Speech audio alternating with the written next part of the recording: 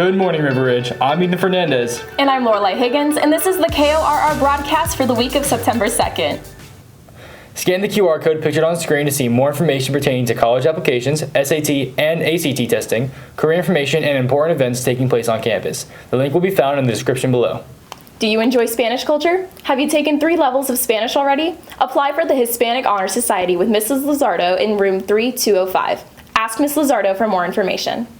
The Skate Club has meetings for every Tuesday from 1:30 to 4 p.m. and the brand new Music Club every Thursday at the same time. Both are in the engineering room 3113. For more information or talk to Mr. Hall for more details about either club. Attention all debaters. The Speech and Debate Club will be having their first meeting on Wednesday, September 4th, after school in room 3104. Teachers are $18 and pre-orders will be taking place on gofan.co from now up until Friday, September 6th. All proceeds are donated to a local cancer organization, Hooked on Hope. Mark your calendars. Homecoming ticket sales begin next week on Monday, September 9th on gofan.co. Homecoming Spirit Week will start the week after on Monday, September 16th. It is required to sign the Homecoming Dance Permission Form to participate in the dance. Be sure to read and respect all expectations and meet all criteria because no refunds will be issued after purchasing a ticket. Homecoming week will be kicking off on Monday, September 16th with the theme Rhyme Without Reason. The following Tuesday will be Barbecue Dad versus Soccer Mom. Throwback Day will be this Wednesday. After that will be followed by Color Day on Thursday. Spirit Day will follow that Friday with a dance on Saturday. Now on to Maddox with our sports agenda.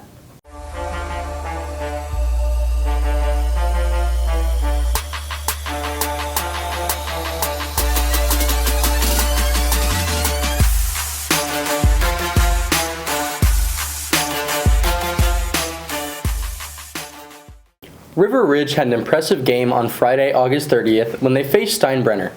It was an exciting matchup filled with strong performances from both sides. The team played with great effort and showed a lot of determination throughout the game. It was a memorable experience for everyone involved. Hey River Ridge fans, I'm Mia Albrecht here with KORR News at the River Ridge High School football game versus Steinbrenner at home. So I'm here with Nick, and I'm going to ask him a few questions today. So Nick, what position do you play? Defensive tackle or nose. They switch me around. All right, what grade are you in? I'm a senior. So how did you prepare to play a team that you guys have never played before?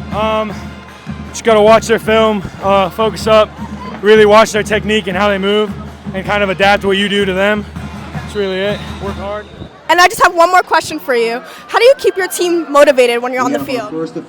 Definitely by being loud and just being there for them, supporting them. Just being a good teammate, helping them keep going while they're running, anything like that. Thank you. Have a great game. Thank you.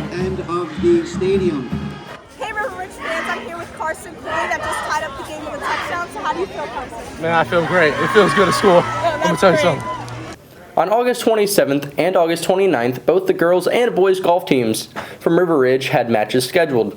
On the 27th, the girls played against Wiregrass. Then on the 29th, they faced off against Wesley Chapel. The boys team also competed on both dates, playing against Wiregrass and Wesley Chapel as well.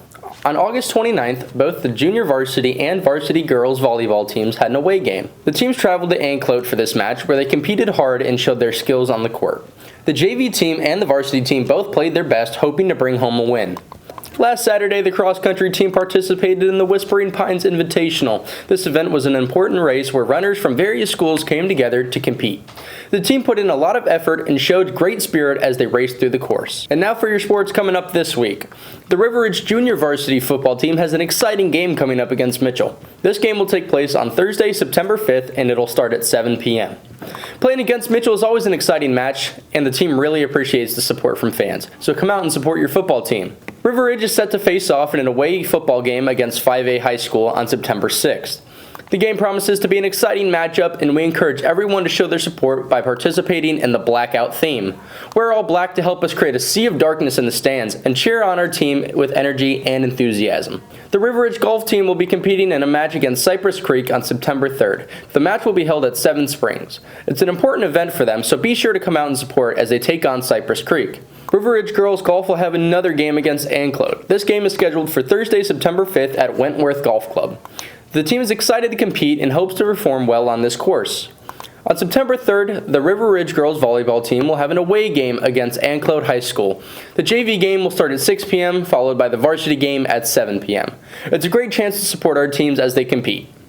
They'll have another away game on September 5th against Countryside High School, with JV at 6 and varsity at 7 again. Come out and support our teams! On September 7th, our cross-country team will compete in the Barry Grayling Pasco Invitational at Withlacoochee River Park. The bus will depart from River Ridge at 5:20 a.m.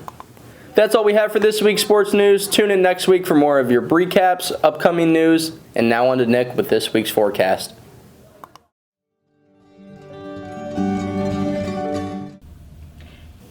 Hey y'all, I'm Nick with this week's forecast and updates on the weather.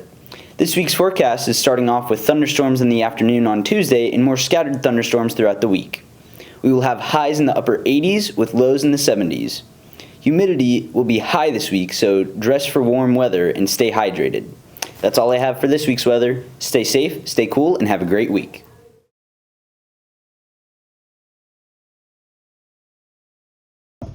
I'm Anthony Thomas. I work directly for Pasco County. I'm with the Office of Strategy and Sustainability, and I am the Restore Act Coordinator for Pasco County. This project today, which was the maiden voyage with River Ridge High School students in their science programs and their marine science programs, this is the culmination of what took almost 10 years, taking money from the BP oil spill fines that were directly allocated to Pasco County. We were able to purchase, as you can see behind me, these boats and these lifts to be able to take students out to Durney Key, which is one of our spoil islands. For context, the BP oil spill was one of the largest environmental disasters in U.S. history.